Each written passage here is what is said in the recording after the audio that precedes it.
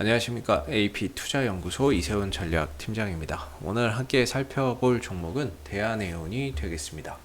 코드 번호는 005880이 되겠고요. 현재 시각은 2021년 4월 19일 월요일 11시 31분을 지나가고 있습니다.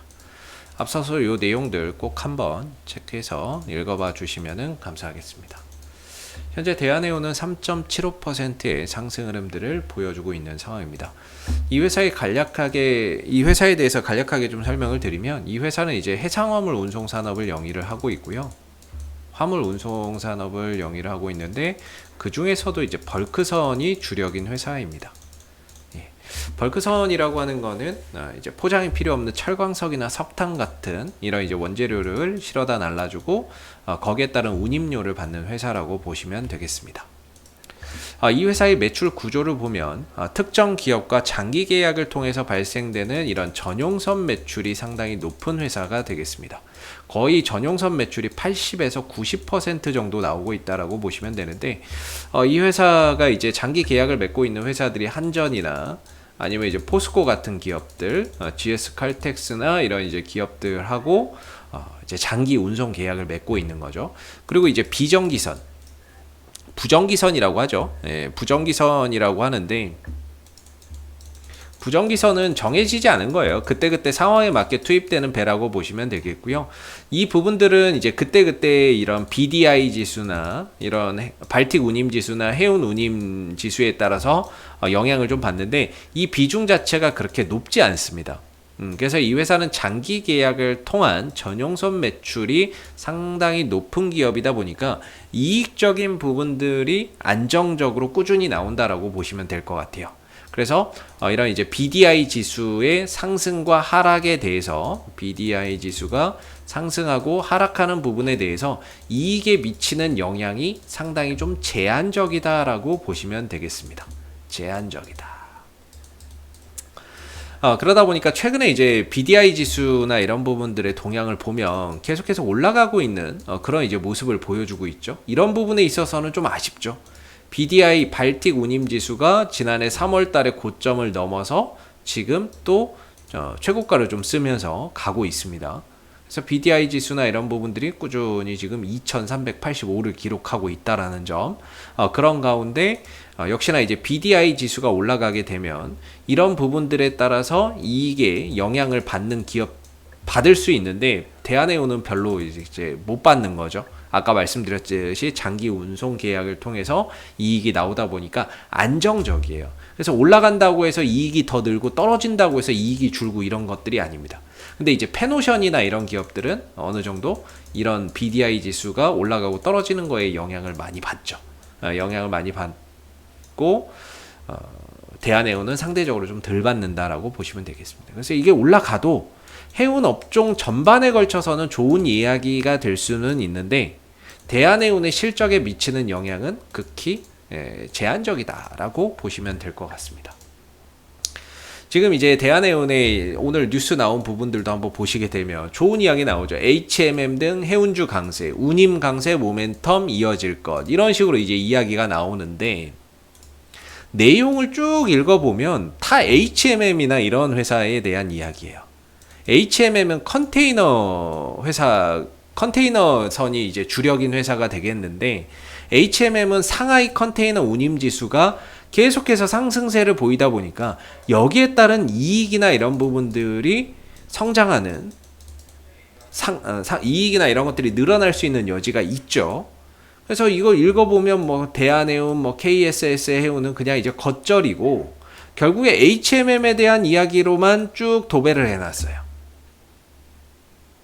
그래서 HMM은 운임지수가 올라가면서 실질적으로 실적이 늘어날 수 있는 부분들이기 때문에 긍정적인 이런 보고서나 이런 부분들이 많지만, 대한해운이나 이런 기업들에 대해서는 이익적인 부분이나 이런 부분들에 큰 영향을 받지 않다 보니까 긍정적인 보고서가 잘 안 나옵니다. 그래서 실적 추정치나 이런 부분들도 작년이나 올해나 큰 차이가 없어요. 큰 차이가 없을 거라고 봐요. 왜냐면은 올해 뭐 신규로 또 도입되는 선박도 없고, 그러다 보니까 뭐 작년이나 올해나 뭐 크게 차이가 없을 것이다, 이렇게 보고 있는 거죠. 대신에 매출이나 이익은 흑자 경영을 유지하면서 꾸준히 나오고 있죠. 이거는 이제 안정적으로 나오고 있다라고 보는데, 장기 계약을 통해서 이제 발생이 되기 때문에 전용선 매출이 핵심 전체 매출의 대부분이다 보니까 이익은 굉장히 안정적으로 발생이 돼요. 그러나 이제 올해나 작년이나 뭐 그렇게 큰 차이 없는 부분들이 될 거다. 실적적인 부분에서는 그렇게 좀 알아두시면 되겠고, BDI 지수가 저렇게 올라가도 실적적인 부분에서 큰 개선이나 이런 것들을 기대하기는 좀 어렵다라고 보시면 됩니다. 대한해운의 이제 기술적인 흐름들을 보면은 이 종목이 그동안에 3,150원과 4,000원 사이에서의 박스권을 기록을 하다가 유상증자를 결정을 했죠. 유상증자를 결정을 하면서 주가가 내려앉았고, 이후에는 추가적으로 좀 더 밀리다가 현재는 어느 정도 3,000원대 조금 안 되는 가격에서 바닥을 좀 잡아놓은 상황입니다. 그래서 이제 유상증자나 이런 부분들을 진행하는 목적은 채무상환 목적이다. 채무상환이나 이런 것들을 목적으로 이제 유상증자를 진행한다라고 밝혔던 부분인데, 올해 이제 이익이나 이런 부분들이 작년 대비해서 크게 성장하지 못하는 상황 속에서 일단은 뭐 유증이나 이런 부분들로 인해서 신규 물량이 늘어난다는 점은 수급적인 부분에 있어서는 상당히 좀 부정적이다라고 볼 수 있습니다. 현재 이제 대한해운의 주가의 방향이나 이런 부분들을 보면 이 흐름이죠. 뭐 이 하락 흐름들을 지금 이어가고 있는 모습인데, 이렇게 가고 있는 거죠. 지금 이렇게 하락 반등 하락 반등 나오는 이런 이제 구조 속에서 하락 흐름들을 보여주고 있는 거죠. 하방 흐름들을 이어가고 있는 상황인데, 지난번에 유증으로 인해서 급락이 나왔고, 이후에 한 3,000원대 언저리에서 바닥을 좀 찍으면서 점차 이제 반등 흐름들을 만들어내고 있습니다. 그래서 저는 개인적으로 유증을 하기는 했지만 기술적인 반등은 가능하다라고 보고 있거든요. 중요한 거는 이제 이런 반등 등을 통해서 이 흐름을 벗어날 수 있느냐, 이게 중요한 거겠죠.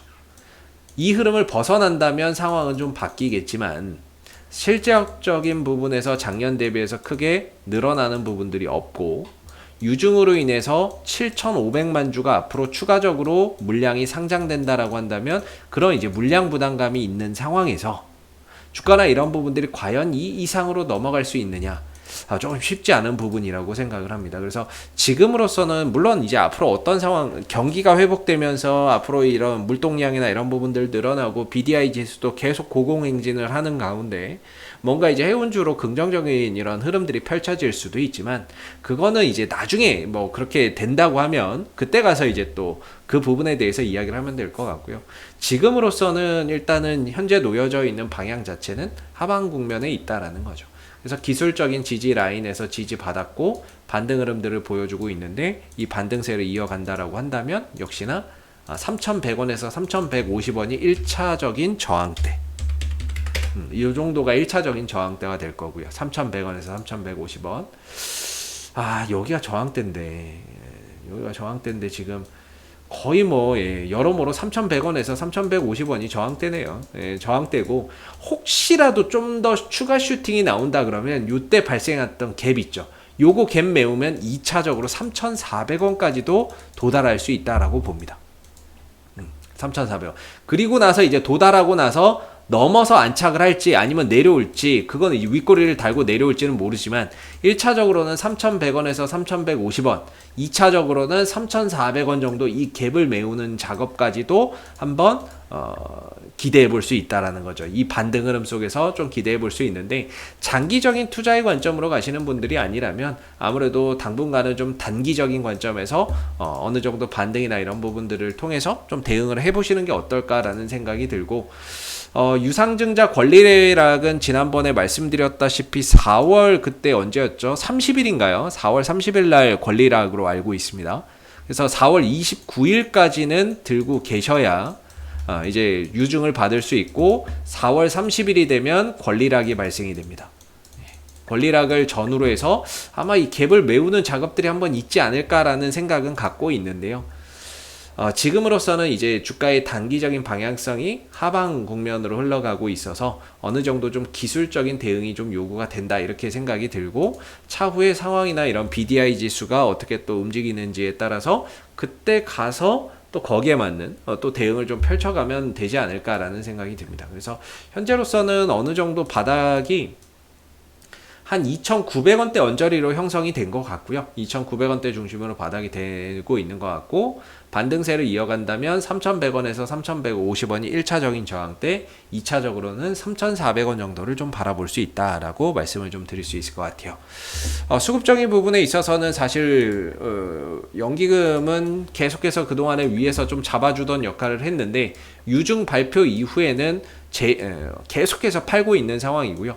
투신들도 매도를 계속해서 이어가고 있거나 아니면 아예 관망을 하고 있는 상황이고, 외국인들은 단타의 관점으로 좀 들어오는 거다라고 저는 보고 있거든요. 그래서 이때부터 시작해서 외국인들은 단타로 매수를 좀 잡아 들어왔어요. 그리고 나서 일부 좀 매도하고 다시 사고 뭐 하고 있는데, 아직까지는 매수 규모가 상대적으로 좀 더 우위에 있다라고 보시면 되겠고, 오늘 흐름들 속에서도 이제 매수를 하고 있는데, 어차피 외국인들의 최근에 들어온 이 수급 자체는 단타라고 보기 때문에요. 이러다 한번 또 추가 상승이나 이런 부분들을 나왔을 때 아마 외국인들 좀 다 털고 나가지 않을까라는 생각이 듭니다. 외국인들은 이때도 단타였고, 이 국면에서도 지금 좀 단타의 관점으로 들어오고 있는 거다라고 제 개인적으로는 생각이 들고, 그래서 외국인들이 여기서부터 좀 잡아놨었는데 그 부분들을 아마 추후에 좀 더 상승을 한다거나 그랬을 때에는 아무래도 다 차익 실현의 관점으로 좀 대응을 하지 않을까라는 생각이 좀 드는 부분이고요. 앞으로도 이제 대한해운은 이슈가 생길 때마다 계속해서 리뷰 영상 남겨드리고 있으니까요. 구독과 좋아요 한번 눌러주시고, 오늘 영상은 여기서 마무리하도록 하겠습니다. 감사합니다. 그리고 무료 추천 종목을 매일매일 드리고 있습니다. 네이버에서 AP투자연구소를 검색하시게 되면 웹사이트 상단에 AP투자연구소 홈페이지 링크가 나옵니다. 클릭하시게 되면 AP투자연구소 홈페이지로 접속을 하실 수가 있는데요. 가운데 무료 추천 종목 카테고리에 2021년 무료 추천 종목을 클릭하시게 되면 소장님께서 매일매일 국내외 시황에 대한 실시간 브리핑과 함께 무료 추천 종목을 제공해 드리고 있습니다. 하나 눌러서 들어가 보게 되면 댓글 리딩은 아침 7시 56분부터 진행이 됐고요. 무료 추천 종목을 보시기 전에 꼭 읽어보세요도 참고해서 읽어보시면 좋겠습니다. 그리고 간밤에 있었던 미 증시 상승 또는 하락에 대한 자세한 내용들도 이렇게 댓글로서 시황에 대한 부분들을 요약해서 적어드리고 있는 부분들인데요. 시황도 꼭 해서 한번 참고해 보시면 좋을 것 같고요. 그리고 무료 추천 종목은 9시가 되게 되면 무료 추천 종목이 나오게 됩니다. 무료 추천 종목의 종목명, 그 다음 매수가, 1차 목표가, 손절가가 함께 제시가 되고요. 보통 2종목에서 많게는 3종목 정도 매일매일 무료로 추천이 나가고 있습니다. 로그인을 하지 않아도 누구나 보실 수 있는 부분들이기 때문에 무료 추천 종목이 필요하신 분들은 홈페이지에 오시면 되겠고요. 주가나 이런 부분들이 상승하게 되면 그 상승한 부분에 대해서도 장중에 댓글로서 이렇게 리딩을 해드리고 있고, 반대로 또 하락하게 된다면 그 하락한 부분에 대해서도 장중에 리딩을 계속해서 이어드리고 있기 때문에 무료 추천 종목이 필요하신 분들은 홈페이지에 오셔서 많은 도움 받아가시면 좋겠습니다. 감사합니다.